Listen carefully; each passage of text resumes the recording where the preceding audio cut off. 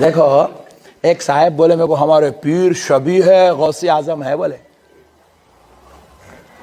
تو میں 2 سوال پوچھا, تیرے پیر غوث پاک کے زمانے کے ہے کیا پوچھا؟ نہیں اب کے 14ویں صدی کے. مولا اوکے. دوسری بات پوچھا تیرے پیر غوث پاک کی اولاد سے ہے پوچھا؟ نہیں ہوتے والے, ہمارے پیر تو سید بھی نہیں ہے. ایلو گمت. میں بولا ایک تو پہلی بات شبیہ ہے غوث اعظم انہیں بول سکتا جو غوث اعظم کو دیکھا, جو غوث اعظم کچھ نہیں دیکھا تو شبیہ کیسا بول سکتا؟ شبیہ غوث اعظم وہی بول سکتا ہے جو غوث اعظم کو دیکھا ہو. ایک ہوگا. دوسرا بیٹا باپ کے جیسا ہے بولے تو بات سمجھ میں آتی. حضور مفتی عالم ہم شبیہ غوث اعظم, سبحان اللہ سبحان. ہم شبیہ غوث اعظم جب کہا عاشق نے تو کچھ لوگوں کو بڑی جلن ہوئی, کہنے لگے ارے یہ غوث پاک کی تو اولاد نہیں ہے, پھر ہم شبیہ کیسے ہو گئے؟ ہم شبیہ تو ان کی اولادوں میں سے ہو سکتے ہیں, یہ کہاں کے پٹھان آ گئے ہم شبیہ غوث اعظم. ارے میاں تم کیا جانتے ہو حقیقت؟ نہ تم نے قرآن پڑھا نہ تم نے حدیث رسول کا مطالعہ کیا, بس جو تمہاری سوچ میں آیا تم نے اعتراض کر دیا. اب حقیقت ہم شبیہ غوث اعظم کیوں کہا جاتا ہے, کس بنیاد پر کہا جاتا ہے, اس کی تھوڑی سی تشریح آپ کے سامنے کر دوں. سیدنا ابو بکر صدیق رضی اللہ تعالیٰ عنہ جو حضور کے سچے ساتھی ہیں, ہمیشہ ساتھ رہے, سفر میں, حضر میں, خلوت میں, جلوت میں, ہجرت میں, اور آج آرام بھی فرما رہے ہیں تو حضور کے ساتھ آرام فرما رہے ہیں.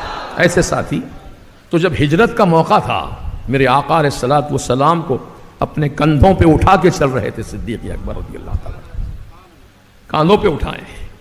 کتنی قربت ہو گئی رسول سے.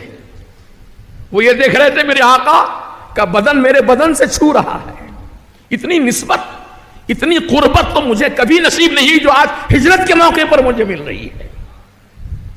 غار ثور پہنچے, 9 کلومیٹر کا راستہ ہے چڑھنے کا, اوپر کا 9 کلومیٹر کے برابر ہے راستہ. اتنا راستہ پیدل آقا علیہ السلام کو کندھے پہ بٹھا کر چڑھے ہیں ابو بکر صدیق رضی اللہ عنہ. کیا ہمت و طاقت کا عالم ہے, اللہ اکبر. جب پہنچے غار ثور میں, غار کو صاف کیا, پھر حضور کو بلایا. آپ سب جانتے ہیں واقعات. حضور کی ایسی معیت کہ سیدنا صدیق اکبر رضی اللہ تعالیٰ عنہ کی گود میں اپنا سر مبارک رکھ کر آرام فرما رہے ہیں. حضور کا سر ہے اور صدیق اکبر کی گود ہے, اس لیے عاشقوں نے کہا وہ گود کتنی اچھی ہے جہاں سرکار نے اپنا سر رکھا. بعد عاشقوں نے بڑھ کر کہا وہ گود عرش اعظم سے بھی اعلیٰ ہے, اس لیے کہ عرش اعظم کو حضور کے قدموں سے نسبت ہے اور صدیق اکبر کی گود کو رسول کے سر سے نسبت ہے. اللہ اکبر. تو یہ بہرحال معیت والا معاملہ تھا, ساتھ لگے ہیں ساتھ. تو حضور کے ساتھ رہتے رہتے رسول کا یہ فیضان ملا سیدنا صدیق اکبر رضی اللہ عنہ کو کہ حضور کی نورانی شعائیں جب صدیق اکبر پر پڑتی تھیں تو آپ کا چہرہ بھی نور بن کر چمکتا تھا. ایسا نورانی چہرہ ہو گیا کہ دیکھنے والے شبہ میں پڑ گئے کون اس میں نبی ہے اور کون صدیق ہے. شبہ میں پڑ گئے. صدیق اکبر نے دیکھا کہ لوگ میرے چہرے کو دیکھتے ہیں, پھر کبھی نبی کے چہرے کو دیکھتے ہیں, پہچان نہیں پا رہے تھے نبی کون ہے, غلام کون ہے. حضور کی معیت نے, حضور کی نسبت نے میرے چہرے کو رسول کے چہرے جیسا بنا دیا تھا. اب پہچان قائم کرنے کے لیے میں نے کیا کیا, اپنا ایک کپڑے کا ٹکڑا جو میرے پاس تھا میں نے حضور کے سر پہ پکڑ لیا سایہ کی طرح, تاکہ سمجھ لیں لوگ کہ آقا کون ہے, غلام کون ہے.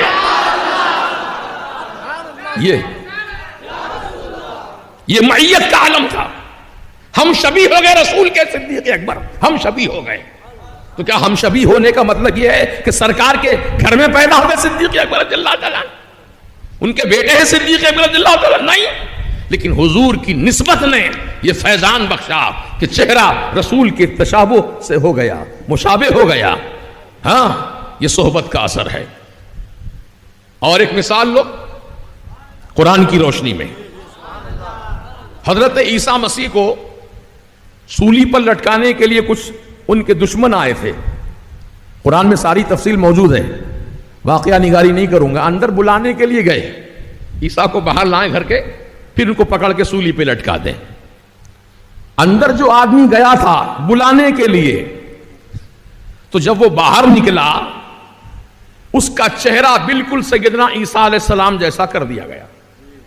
وَلَكِنْ شُبِّهَ لَهُمْ، جو قرآن بولتا ہے وَمَا قَتَلُوهُ وَمَا صَلَبُوهُ وَلَكِنْ شُبِّهَ لَهُمْ. بالکل عیسیٰ علیہ السلام جیسا چہرہ ہو گیا. کس کا؟ اس دشمن کا. دشمن کا چہرہ سیدنا عیسیٰ علیہ السلام کی طرح بن گیا. جب وہ باہر نکل کے کہنے لگا گھر میں تو عیسیٰ نہیں ہے، تو کہا جھوٹ بولتا ہے، تو عیسیٰ ہے، تو عیسیٰ ہے، بالکل عیسیٰ ہی ہے تو. پکڑا لٹکا دیا سولی پر اس کو. سمجھ گیا؟ اور اللہ تعالیٰ نے عیسیٰ علیہ السلام کو زندہ آسمانوں پہ اٹھا لیا. مختصر تفصیل بتا دی میں نے آپ کو.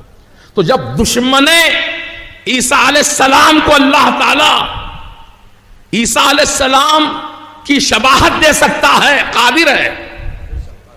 دشمن کو جو سولی دینے کے لیے آیا تھا اس کو، تو سرکار غوث پاک کا جو سچا عاشق غلام ہے حضور مفتی اعظم یہ ہو یا اعلی حضرت کی ذات ہو، یہ حضور پاک علیہ السلام سرکار غوث اعظم کی نسبت کا یہ فیضان ملا کہ غوث اعظم کی شباہت حضور مفتی اعظم کو عطا کر دی گئی. جب دشمن کو یہ مل سکتا ہے تو عاشق کو کیوں نہیں مل سکتا؟ بتلاؤں تمہیں کیسے، کیا کیا نظر آتا ہے جس کی نظر جیسی ویسا نظر آتا ہے. اب آؤ غوث اعظم کی نسبت دیکھ لو. آپ سرکار مفتی اعظم جب مرید فرماتے تھے کسی کو تو الفاظ یہی کہلواتے تھے، کہو میں نے اپنا ہاتھ بڑے پیر صاحب غوث اعظم کے ہاتھ میں دیا. تو ایک مرید ایسا تھا سر پھرا. جب آپ نے کہا کہو میں نے اپنا ہاتھ غوث اعظم کے ہاتھ میں دیا، تو اس نے کہا میں نے اپنا ہاتھ مفتی اعظم کے ہاتھ میں دیا. پھر حضور مفتی اعظم نے فرمایا کہو میں نے اپنا ہاتھ غوث اعظم کے ہاتھ میں دیا. دوبارہ پھر وہی کہتا میں نے اپنا ہاتھ حضور مفتی اعظم کے ہاتھ میں دیا. تو اس نے کہا حضور یہ تو آپ کا ہاتھ ہے، اور ابھی آپ نے مجھ سے وعدہ لیا کہ جھوٹ نہیں بولوں گا، چغلی نہیں کروں گا، گانے بجانے کی آوازوں سے دور رہوں گا، خلاف شرع کام نہیں کروں گا. تو سرکار میں آپ کے ہاتھ میں آپ کے ہاتھ میں دیا ہوں، اور آپ فرماتے ہیں کہ غوث اعظم کے ہاتھ میں دیا کہو.